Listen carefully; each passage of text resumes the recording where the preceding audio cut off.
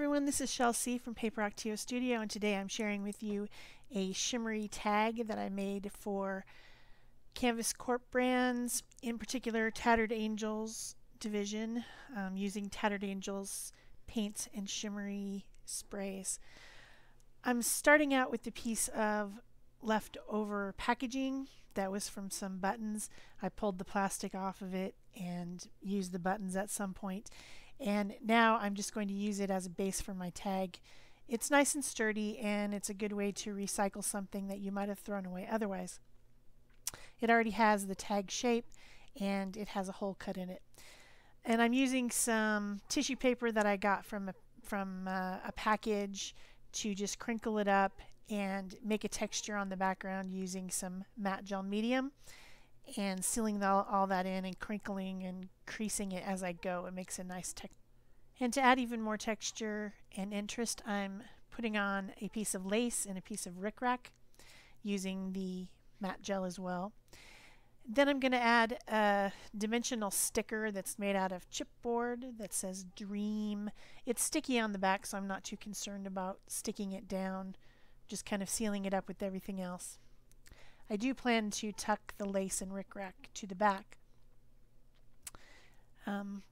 Once that's all dry, then I'm starting to add some paper die cut shapes. These are cut out of scraps of paper, and I'm not concerned about what's on them, what color they are particularly, because I do plan to change the color of everything that I put on here. So that's a good thing to remember, is to not worry about the color of what you're putting on there. I'm going to put gesso over everything, so I'm more concerned about the shapes and the composition and the layout. Then I add a butterfly that's also a paper die cut, and switching over to hot glue to glue that down. For the heavier things, I like to use hot glue, and then for lighter things or things that are going to be flat, I use the gel mediums. And then sometimes I even use tacky glue. If it's like a fabric-y piece or something like that, I might use tacky glue. It just depends on the weight of the thing. So then my next step is to just kind of play around with the stuff that I got out of my hoard. There's metal pieces, there's plastic, there's buttons, there's, you know, paper things, fabric things, little paper flowers, just stuff that's laying around in a box. Some of it's been given to me, some of it I probably purchased at some time. We all have these hoards that, you know, leftover pieces from when you were scrapbooking or card making, and you just have them, and you can pull out the ones you think will work, and then start laying them out and auditioning them to find out what you like. This is probably the fun part. This is the most fun part, is figuring out what you want to put down and where you're going to put it, auditioning it, taking it off, taking it on, you know, thinking about it. I like doing that.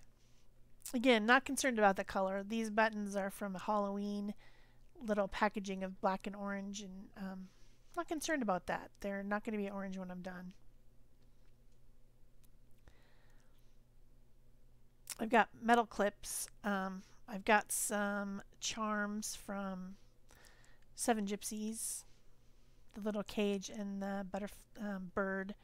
Not a butterfly, it's a bird. I have wings, I have just all different types of stuff, little frames, locks and keys. So once I'm happy with the beginning of my composition, I start to glue it down with my hot glue. I'm gluing on the heavier things with hot glue because it stays better with those things that have more weight. I have this couple buttons, a wood button and a peach colored plastic button that I plan to not change the color of, because my color choice for this tag is brown and peach. These are kind of good colors for fall, so I was going for an autumn fall feel on this tag. So once I've glued down everything that I think I'm going to use, then I am using some heavy gesso and a brush. I'm going to end up using two different brushes.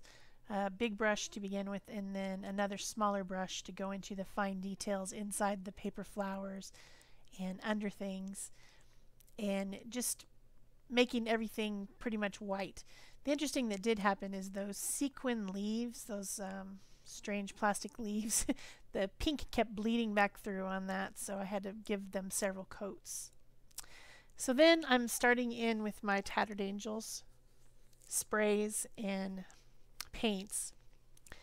This one is called Nougat, I believe. And that's just starting out my kind of neutral base. Then I'm using some brown color, and this one has a lot of gold shimmer in it. It's kind of hard to see on the video, the shimmer of things, but in the pictures at the end you'll be able to see. And I just kind of went over half the tag with that, and I'm letting it drip down, and then drying it up. And then I'm starting in with my more peachy tones, peachy pinky tones on the other side with my flowers. This is a lot of fun. It's a little bit messy. That's the reason that I put the scrap deli paper all around my desk, because sprays do tend to want to spray everywhere. So another thing that you can do when you want to add in some depth is to just unscrew the lid of the spray and use the little plastic thing on the inside to dab.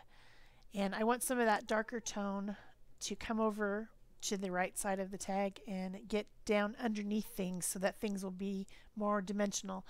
Everything's very textured and dimensional, but it's looking pretty flat right now because of this, you know, the all one color. I put the gesso on and then I just put one color. So I'm doing that. I've got out some high impact paint. This is the perfect color. This one was the color I wanted to try to use as a dominant color, this kind of rosy peachy color. So I'm applying that with the paintbrush and just applying it on different things randomly, some of the buttons, the butterfly. I like that color a lot, and it's a metallic high impact paint. It's kind of an acrylic paint. You can tell which different products I'm using by the shapes of the bottles in most cases.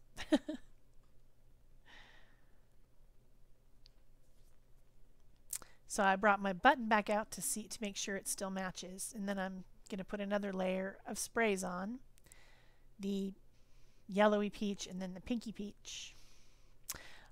All the different colors that I used and the product links will be in the description box below. So don't worry, if you really love a color, then you'll be able to find out what it is. I went and got some more colors out of my box because I thought I needed some even darker colors. So this one I believe is called Pink Tipped Roses or something like that. I don't know, Gold Tipped Roses? I don't know. Anyway, it's a pink with a lot of gold in it. And I'm adding it, first I sprayed it, and then now I'm adding it with the plastic on the inside. And I thought I needed some green because, you know, I had leaves and they're green. So I got out some olive green color in the Glimmer Mist and putting that on as well, just on the things that are supposed to be shaped like leaves. And that gives me a little bit more contrast. I was happy with that. And then I have an even brighter pink that I thought maybe I would use on the butterfly to make it stand out a little bit more from the flowers. And then I ended up putting that on the paper roses as well. Then this is one of our glazes, and it's called Golden Goddess. I like the name of it, Golden Goddess. That's awesome. And I'm just putting that on the lighter color flowers. It's got glitter in it, and it's kind of a clear glaze with glitter. So then once all that is done, I'm dry brushing over the whole tag with the heavy gesso again. Very dry brush, just a little bit on the tips of it so that I can just run it across and highlight the very tops of the texture to bring out that lace and bring out the texture more. And that really helps. Then I put my button back on, and I'm going back in again with some more of the glaze on the letters to make them stand out a little bit more. So I put a lot of gesso on them. I didn't completely cover them, but I'm making layers of color to make more depth. So that's how it works. You just keep putting on more until you think you put too much, and then you put some gesso on, and then you go back and start putting on more until you're happy with how it looks. The trick is to just not give up. Not give up. I'm putting on some more of the brown Glimmer Mist, trying to deepen up underneath some of the stuff with a brush. So this is a lot of fun. I hope you give it a try. Now I have a piece of seam binding, and I'm using the colors that I used on the tag to spray it, and just going through the different ones that I use, spraying it in different directions and on different sections of the seam binding. And the seam binding takes the spray very well, so it's pretty cool. Then I give it a really good dry with my heat tool to make sure that it's all dried up. And it just matches perfectly because it's the same colors.